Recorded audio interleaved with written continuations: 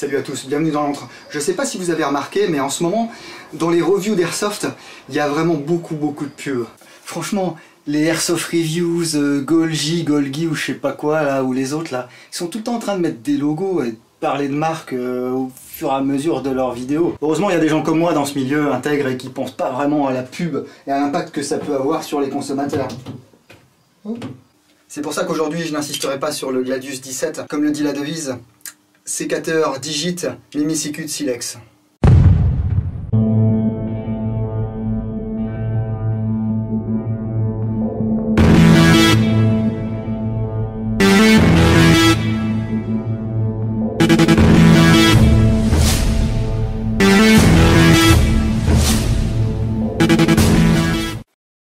Et oui, il est là, le Gladius 17 présent dans l'antre du dingo. Grâce à qui? Eh bien grâce à Marine de chez 020 Magazine France. Alors on a entendu tout et n'importe quoi sur Secutor. Il y a des théories du complot qui disent que c'est une branche espagnole de Cybergun. Alors moi ça me fait bien marrer de lire tout ça. Secutor n'est pas du tout une branche de Cybergun. C'est importé et distribué par Skyway Technology.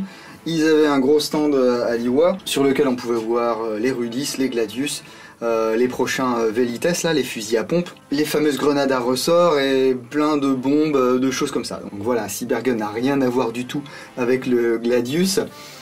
Pourquoi je vous parle de 020 Magazine? Tout simplement parce que c'est eux qui sont en charge de la com et de la publicité pour la marque Secutor. Je les remercie de m'avoir fourni un exemplaire du Gladius 17. Vous avez été très nombreux à me poser des questions suite à la vidéo sur le Rudis.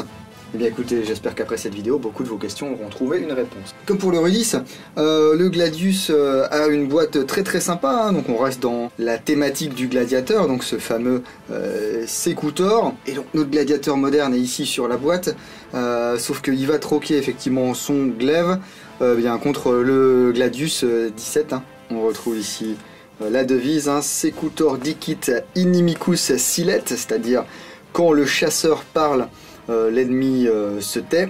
Et donc ici un petit speech assez sympa, voilà, pour rester dans l'esprit un petit peu gladiateur, hein, chasseur et la signification de mon nom. Quand le chasseur parle, l'ennemi se tait. Je suis né avec mon épée, le glaive, sur le sable romain en tant que gladiateur. Et de nos jours, mon esprit reste dans le combat à main nue. Hein. Bon, en gros, le combat rapproché même. Le Gladius fut autrefois l'arme à courte distance la plus crainte.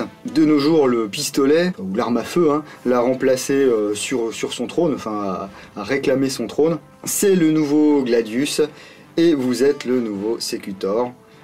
Donc voilà, on vous met vraiment dans la peau du gladiateur des temps modernes. Alors c'est sympa d'avoir une belle boîte, mais c'est pas avec ça qu'on joue. À l'intérieur, on va retrouver de la doc.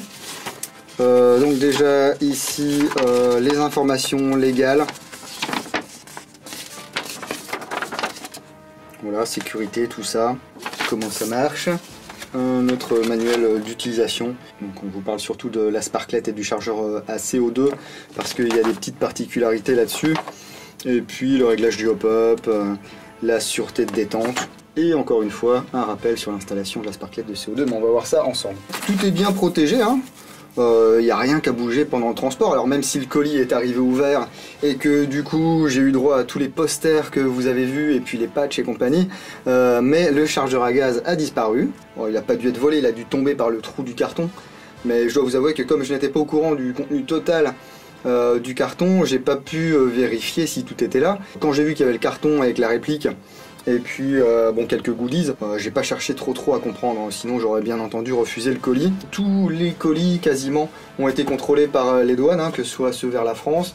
Il y a aussi des colis qui sont partis vers le Royaume-Uni qui ont été ouverts. Bon, c'est un petit peu pénible. Après, je peux comprendre effectivement que les services douaniers se posent des questions sur des choses comme ça qui ressemblent de près ou de loin à des armes. Mais bon, quand on prend le temps de traverser un carton avec son poing pour regarder ce qu'il y a dedans, on peut au minimum se sortir les doigts du pour remettre du scotch, quoi. Donc ces répliques Gladius sont fournies d'origine avec un chargeur CO2. Un chargeur, alors sur le papier, c'est écrit chargeur 23 billes. Peut-être qu'on peut en coller 24, hein. Je sais pas trop. Ici avec un talon de chargeur, hop, marqué du logo Secutor. Talon de chargeur stiplé. Voilà, oh, c'est assez sympa. Le talon n'est pas trop gros, des fois sur les chargeurs CO2, on a des énormes talons, c'est un peu moche, là ça peut aller. Ici vous avez un petit emplacement que vous allez tirer, et puis hop, vous pouvez du coup retirer le talon, et ici mettre la sparklette, on en parlera un petit peu plus tard de cette sparklette. Donc ces chargeurs, la CO2, sont à 39,99 à peu près. Pour la réplique, comptez un prix public conseillé de 190 €. Et puis vous avez également des chargeurs à gaz, qui sont à 34,99 €, mais on verra plus tard que cette réplique est compatible avec les chargeurs Tokyo Marui, WE et assimilés.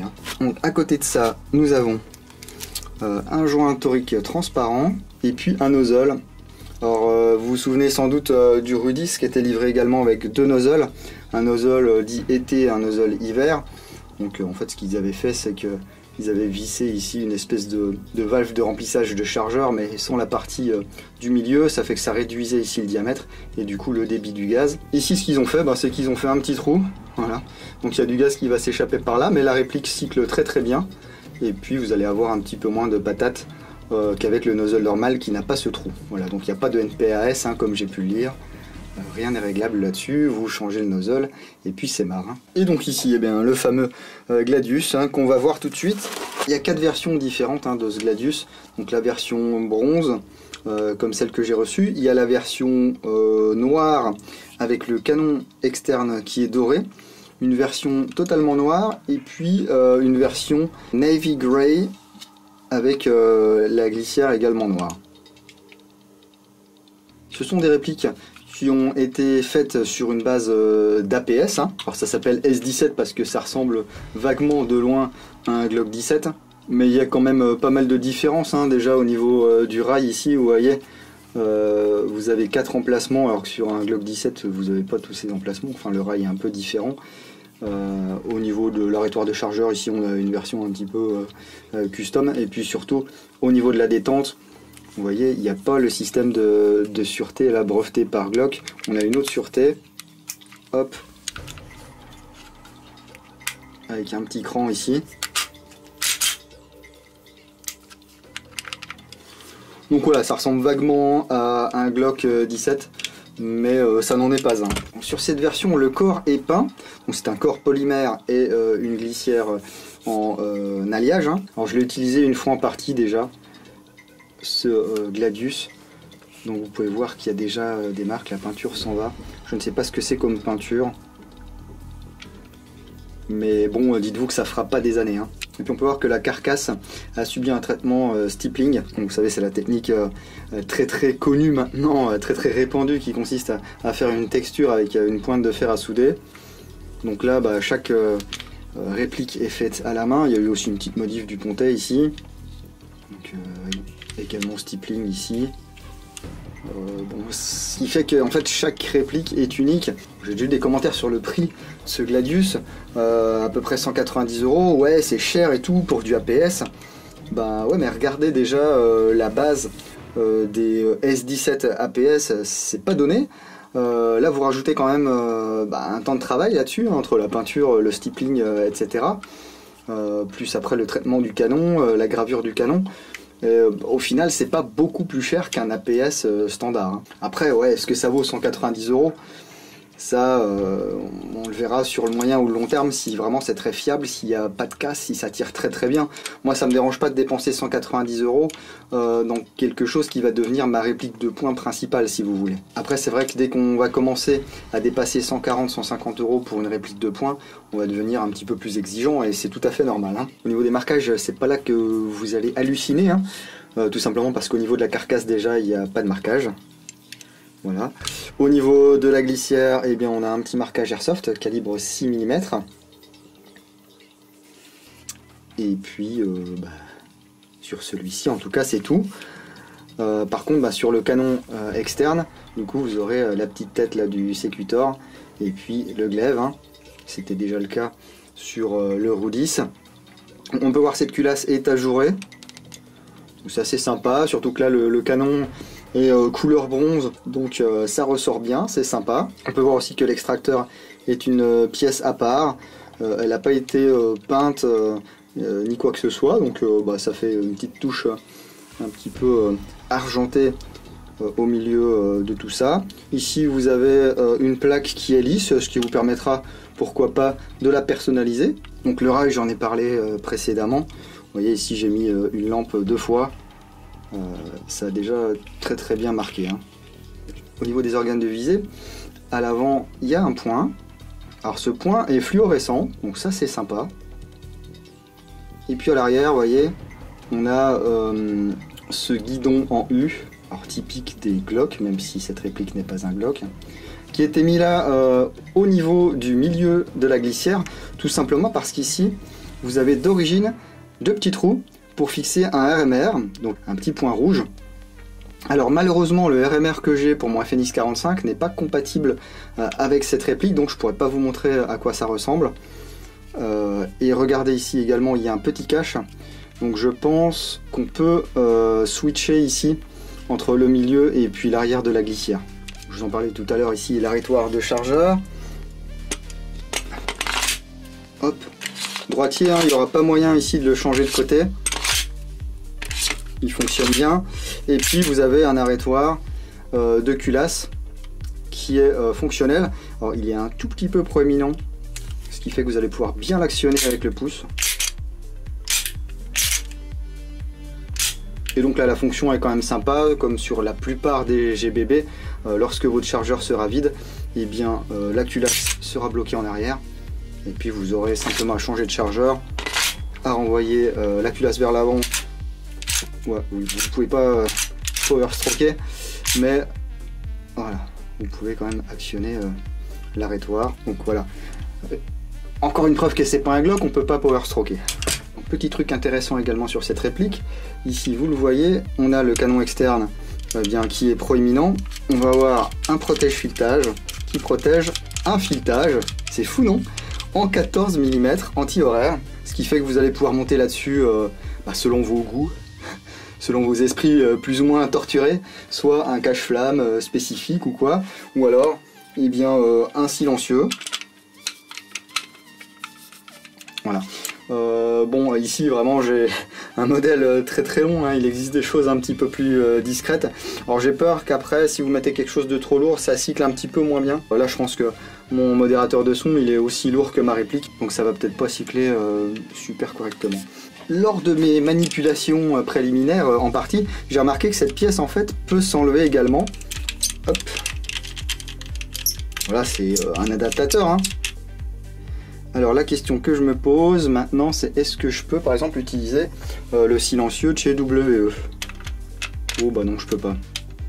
Non, donc il faudra absolument cet adaptateur si vous voulez mettre un silencieux, ou alors un truc qui s'adapte à ce pas de vis. Mais bon, tant qu'à faire, hein, pour une fois qu'on nous fournit un truc prêt en sortie de boîte, autant utiliser ça.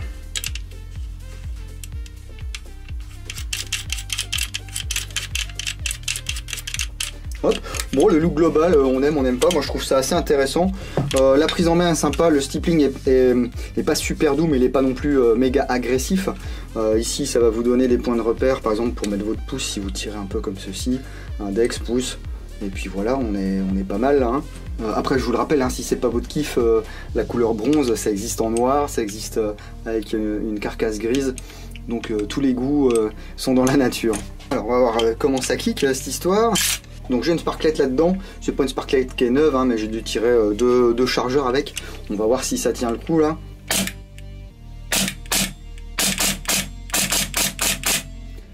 C'est assez sec, c'est pas un kick surpuissant, mais c'est assez sec, c'est sympa. Le cycle est rapide, on a quand même une glissière qui est assez légère, donc elle va revenir rapidement. Voilà, je suis en fin de sparklette. Tant mieux, comme ça je vais pouvoir vous montrer comment on change. Voilà, je vais mettre des lunettes de protection et puis on va regarder le changement de sparklette. Hop, donc ce sont des petites sparklettes comme ça, 12 grammes. Hein. On enlève donc ici le talon. Et vous voyez ici, on a deux parties. Une partie argentée et une partie couleur laiton. Si je vais dévisser les deux parties en même temps, le joint de rechange qui vous est fourni, eh bien c'est un déjoint ici de la capsule. Hein. Et là vous dites bon sang, mais qu'est-ce que c'est que ce bazar? La sparklette elle sort du mauvais côté. Effectivement, habituellement on va rentrer la sparklette comme ça, côté à percuter vers le haut. Ici c'est un système qui va se percuter comme ceci par le bas. C'est pour ça que vous avez deux parties. Ce système il va vous permettre d'avoir une sorte de petite chambre de décompression pour le CO2, ce qui fait que normalement vous aurez une puissance un petit peu plus stable par rapport à une réplique à CO2 classique, on va dire. Ici je remets la sparklette. Et donc qu'est-ce qu'on vous dit ici? Vissez les deux capuchons ensemble dans le sens des aiguilles d'une montre. Donc ici c'est bon, ce qui fait que mon premier bouchon en laiton ici est vissé, mais ma sparklette n'est pas encore percutée. Là ce qu'il va falloir faire, c'est prendre un tournevis un peu moins large et percuter en tournant seulement la partie centrale dans le sens des aiguilles d'une montre.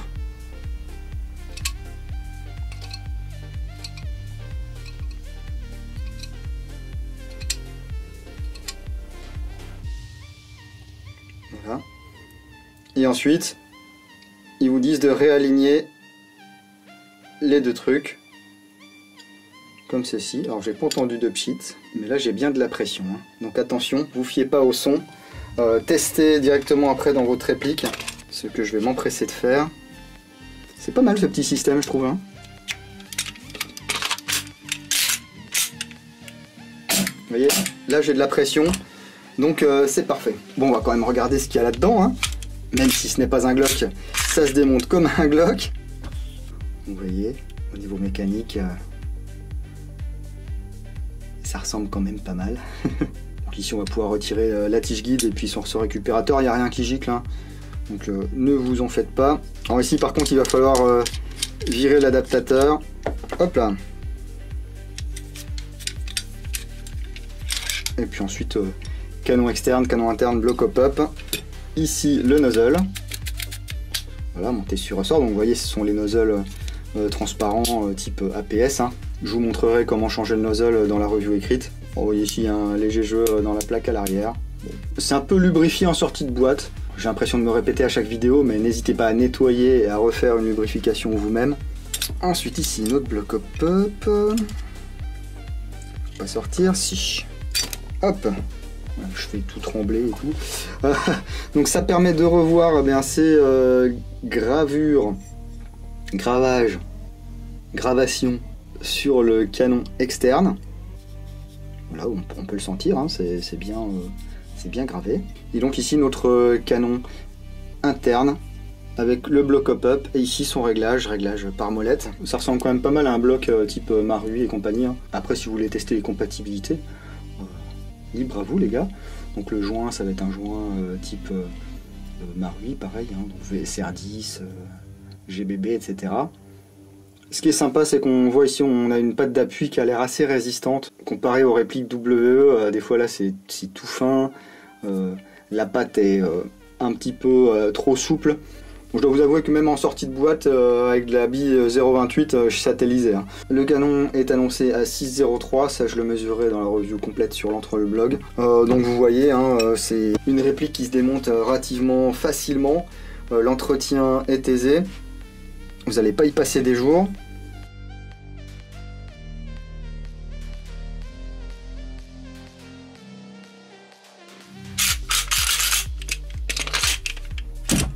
Et voilà le travail. Juste avant de terminer sur ce Gladius, je vous parlais tout à l'heure de la compatibilité des chargeurs. Si vous avez déjà des G quelque chose, surtout 17 de chez WE, Marui ou assimilés, des choses qui sont un peu compatibles, et bien les chargeurs vont être compatibles. Ici c'est un WE, hein. Ça fonctionne. Ici c'est un chargeur Marui, ça fonctionne également. Ou souvent on s'aperçoit que quand c'est compatible Marui ou W, c'est pas compatible avec Stark. Ici j'ai un chargeur Stark, on va voir si ça passe. Ouais, c'est un peu mou du genou, mais bon voilà, ça cycle, hein, donc c'est le principal. Donc vous voyez, l'embarras du choix si vous avez déjà du G quelque chose chez vous, enfin surtout du G17, hein. Et puis toujours ces chargeurs de chez APS. Donc si vous achetez les chargeurs Secutor directement, vous aurez le stippling sur tous les chargeurs CO2. Voilà, si c'est votre truc, avec les petites plaques ici et les marquages.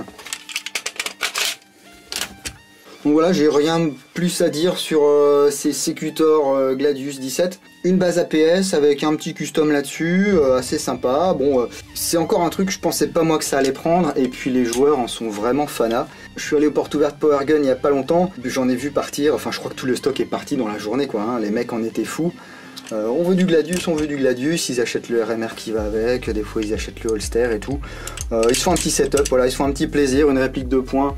Pas forcément commune, avec un stippling d'origine, avec une peinture ou une couleur qui est pas forcément commune, avec cette culasse qui est ajourée, avec ce canon externe gravé, avec la possibilité de mettre un modérateur de son ou d'avoir le look très sympa et bien de ce protège-filetage.